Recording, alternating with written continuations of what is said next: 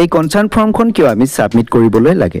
বাৰে বাৰে আমাক কিয় ডিআইসি অফিচৰ পৰা এই কনসাৰ্ন ফৰ্মখন সাবমিট কৰিবলৈ ৰিকুৱেষ্ট কৰি আছে সো আজি এই ভিডিঅ'টোত মই আপোনালোকক সবিশেষ তথ্য জনাই দিম সো বহুতে এই প্ৰশ্নটো মোক সুধি আছিল কনসাৰ্ন ফৰ্মখন আমি কিয় সাবমিট কৰিব লাগে কি হয় কনসাৰ্ন ফৰ্মখন নকৰিলে কি হ'ব আৰু কৰিলে কি হ'ব এনেকুৱা ধৰণৰ বহুতো প্ৰশ্ন মোক সুধি আছিল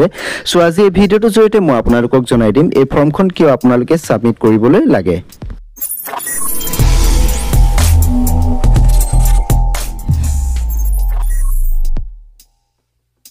So namaskar বন্ধু-বান্ধৱীসকল মই ভাস্কৰে আপোনালোকক পুনৰবাৰ স্বাগতম জনাইছো মোৰ ইউটিউব চেনেল পিভি চেণ্টাৰলৈ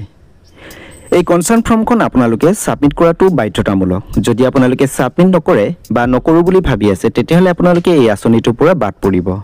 কাৰণ আপোনালোকে নিশ্চয় জানে এই আঁচনিটোৰ জৰিয়তে যুৱক যুৱতীসকলক 2 লাখ টকা প্ৰদান কৰিব চৰকাৰে আৰু এই 2 লাখ টকাৰ ভিতৰত আপোনালোকে 1 লাখ টকা সাবসিডি লাভ কৰিব চৰকাৰৰ ফালৰ পৰা আৰু 1 লাখ টকা আপোনালোকে ৰিটাৰ্ণ কৰিব লাগিব লোন হিচাপে প্ৰতিমাহে ইএমআই হিচাপত আপোনালোকে যেটো এমাউন্ট হয় সেই এমাউন্টটো আপোনালোকে লোন হিচাপে ঘূৰাই দিব লাগিব চৰকাৰক সো নিশ্চয় আপোনালোকে জানে বেংকৰ পৰা যেতি আপোনালোকে এটা লোন লব বিচাৰে তেতিয়াহলে আপোনালোকৰ যি সিভিল ৰিপৰ্ট হয় এই সিভিলটো তেওঁলোকে চেক কৰে সো এই আঁচনিটো এটা লোনৰ নিচিনে এই লোনটো আপোনালোকে ঘূৰাই দিবলৈ লাগিব 1 লাখ টকা আৰু এই 1 লাখ টকাটো ঘূৰাই দিবলৈ চৰকাৰে আপোনালোকৰ যি সিভিলটো হয় এই সিভিলটো এই আঁচনিটোৰ জৰিয়তে আপোনালোকক চেক কৰিব যদিহে আপোনালোকৰ সিভিলটো ভাল থাকে তেতিয়াহলে আপোনালোকে এই আঁচনিটোত সিলেক্ট হ'ব আৰু আপোনালোকৰ যি 2 লাখ টকা চৰকাৰে দিয়া কথা কৈছিল এই 2 লাখ টকাটো বেংক একাউণ্টত আপোনালোকক চৰকাৰে দিব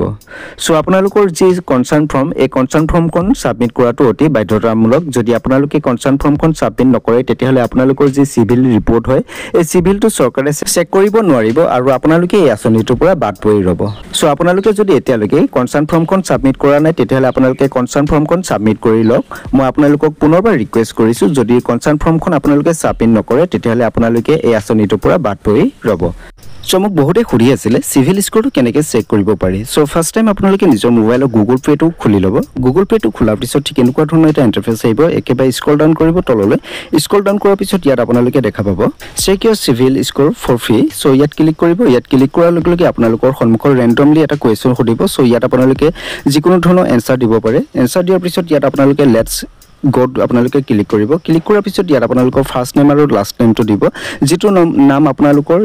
পেন কাৰ্ডত আছে সো লাষ্ট নেম আৰু ফাৰ্স্ট নেমটো এন্টাৰ কৰাৰ পিছত আপোনালোকে কন্টিনিউ বটনত ক্লিক কৰিব কন্টিনিউ বটনত ক্লিক কৰাৰ লগে লগে আপোনালোকৰ সন্মুখত আপোনাৰ যেটো সিভিল হয় এই সিভিলটো ইয়াত আপোনালোকক দেখুৱাই দিব